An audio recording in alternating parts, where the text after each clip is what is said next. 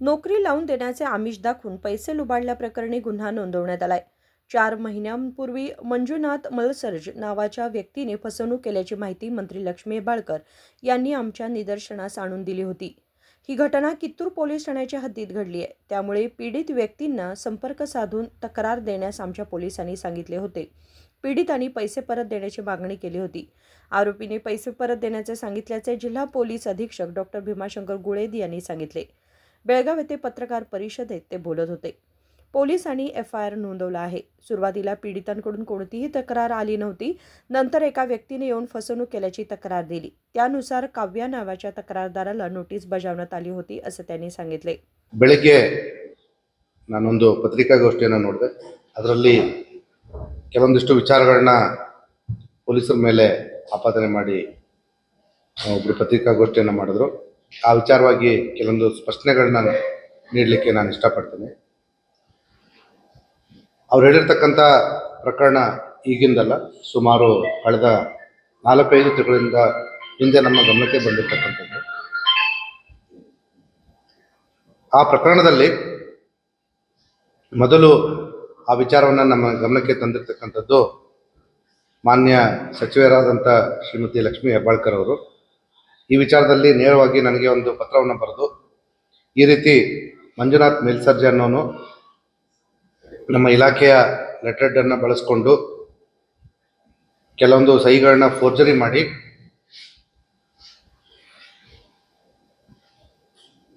ಕೆಲವೊಬ್ಬರಿಗೆ ಮೋಸವನ್ನು ಮಾಡಿದ್ದಾನೆ ಮತ್ತು ದುಡ್ಡನ್ನು ಕೂಡ ತಗೊಂಡಿದ್ದಾನೆ ಅಂತ ವಿಚಾರನ ಅದರಲ್ಲಿ ಸ್ಪಷ್ಟವಾಗಿ ತಿಳಿಸಿರ್ತಾರೆ।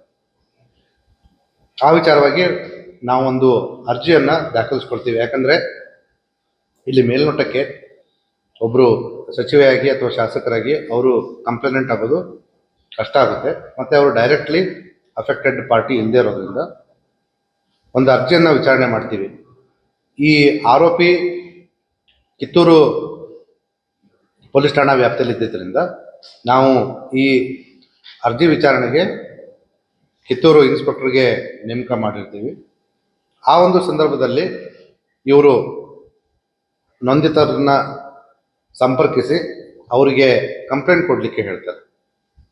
ಆ ಸಂದರ್ಭದಲ್ಲಿ ಅವರು ಹೇಳ್ತಾರೆ, ಇಲ್ಲ ನಮಗೆ ದುಡ್ಡು ಕೊಡಿಸಿ ಅಂತ ಹೇಳ್ಬಿಟ್ಟು।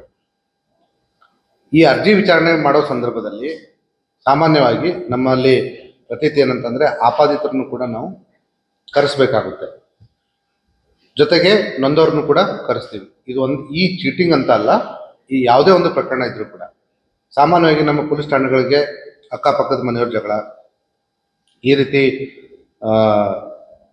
ಅರ್ಜಿಗಳು ಬಂದಾಗ ಎರಡು ವಾದಿ ಮತ್ತು ಪ್ರತಿವಾದಿಗಳನ್ನ ಕರೆಸಿ ವಿಚಾರಣೆ ಮಾಡ್ತಾರೆ। ಆ ಸಂದರ್ಭದಲ್ಲಿ ಅವರು ಬಂದಿರತಕ್ಕಂಥ ಆರೋಪಿತನು ನಾನು ಅವರಿಗೆ ದುಡ್ಡು ಕೊಡ್ತೀನಿ ಅಂತ ಹೇಳ್ತಾರೆ। ಅವ್ರ ಮಾತನ್ನು ಕೇಳಿಕೊಂಡು ಇವರು ನಮಗೆ ಯಾವುದೇ ಕಂಪ್ಲೇಂಟನ್ನು ಕೊಡದೆ ಹಾಗೆ ಹೋಗಿರ್ತಾರೆ।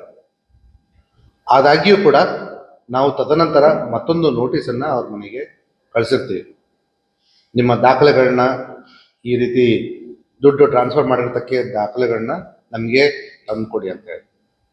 ಅದಾದಮೇಲೆ ಕೂಡ ಅವರು ಪೊಲೀಸ್ ಠಾಣೆಗೆ ಬಂದು ಕಂಪ್ಲೇಂಟ್ ಕೊಟ್ಟಿರೋದಿಲ್ಲ। ಆಮೇಲೆ ಮತ್ತೊಂದು ಕಂಪ್ಲೇಂಟ್ ನಮಗೆ ಕಿತ್ತೂರು ಪೊಲೀಸ್ ಠಾಣಾ ವ್ಯಾಪ್ತಿಯಲ್ಲಿ ಬರುತ್ತೆ। ಆ ಕಂಪ್ಲೇಂಟಲ್ಲಿ ಈ ರೀತಿ ಈ ವ್ಯಕ್ತಿ ನಮಗೆ ಮೋಸ ಮಾಡಿದ್ದಾನೆ, ಹಣ ತೆಗೆದುಕೊಂಡು ಕೆಲಸ ಕೊಡಿಸ್ತೀನಿ ಅಂಥೇಳಿ ನಮಗೆ ಕೆಲಸ ಕೊಡಿಸಿರೋದಿಲ್ಲ ಅಂತೇಳಿ।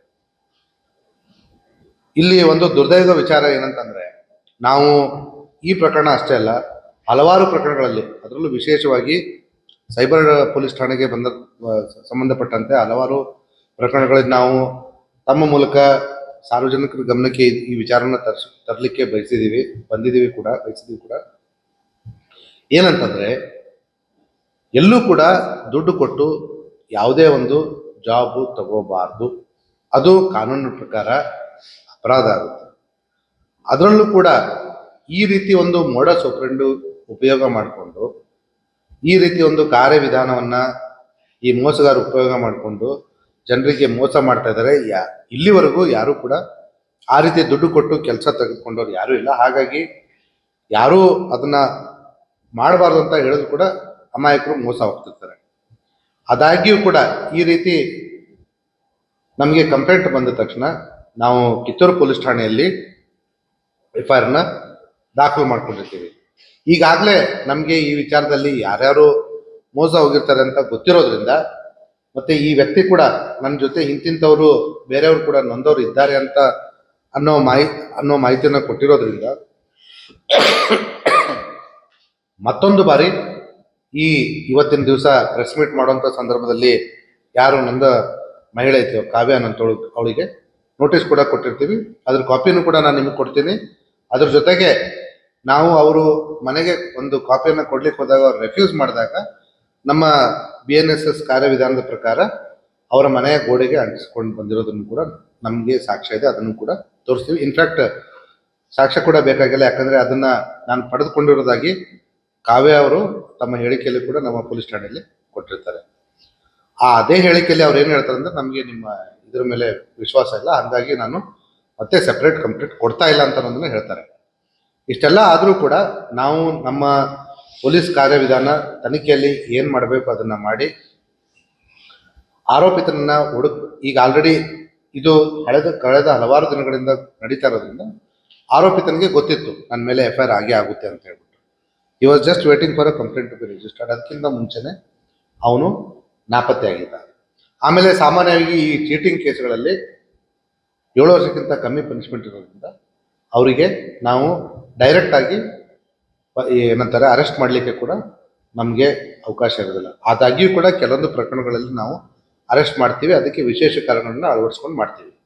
ಈ ಪ್ರಕರಣದಲ್ಲೂ ಕೂಡ ನಾವು ಈ ಆರೋಪಿತನನ್ನು ಅರೆಸ್ಟ್ ಮಾಡಬೇಕು ಅಂತ ಹುಡುಕ್ತಿರ್ಬೇಕಾದ್ರೆ ಅವನು ಮಾನ್ಯ ನ್ಯಾಯಾಲಯಕ್ಕೆ ಹೋಗಿ ಏನಂತಾರೆ ಬೇಲನ್ನು ತೆಗೆದುಕೊಂಡು ಹಾಜರಾಗಿ ನಮ್ಮ ತನಿಖೆಗೆ ಸಹಕಾರವನ್ನು ನೀಡಿರ್ತಾನೆ.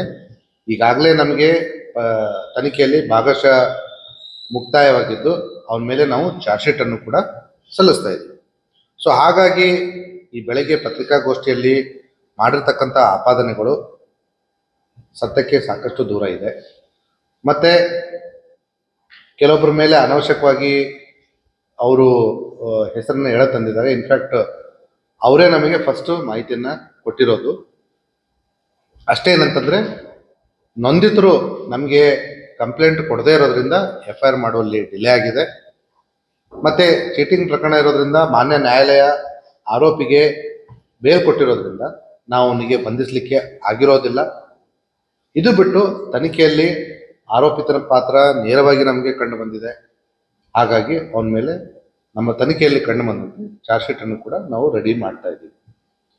ಅದರಲ್ಲಿ ಇನ್ನೊಬ್ಬರು ಮಾನ್ಯ ಸಚಿವರ ಆಪ್ತ ಸಹಾಯಕ ಸೋಮನಗೌಡ ಅನ್ನೋರ ಮೇಲೆ ಕಂಪ್ಲೇಂಟನ್ನು ಕೊಟ್ಟಿದ್ದರು. ಅದು ನಮ್ಮ ಇನ್ನೊಂದು ಕಂಪ್ಲೇಂಟಲ್ಲೂ ಕೂಡ ಬಂದಿತ್ತು.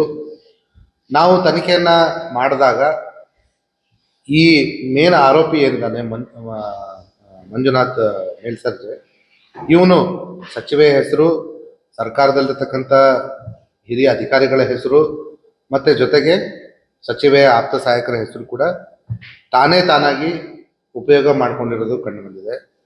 ಅದರಲ್ಲಿ ಹೇಳ್ತಾರೆ ಕೂಡ ಅವರು, ಏನು ನಾವು ಫೋನಲ್ಲಿ ಮಾತಾಡಿದ್ವಿ ಅಂತೇಳಿ, ಅದು ಏನು ಈ ಮಂಜುನಾಥ್ ಮೇಲ್ಸರ್ಜೆಯ ಫೋನನ್ನು ಉಪಯೋಗ ಮಾಡಿಕೊಂಡು ಆ ಕಡೆ ಇನ್ನೂ ಯಾರ ಜೊತೆನೋ ಮಾತಾಡಿದ್ವಿ ಅಂತೇಳಿ ಫೋಟೋ ಯಾರ್ದಾದ್ರೂ ತೋರಿಸಿರ್ಬೋದು.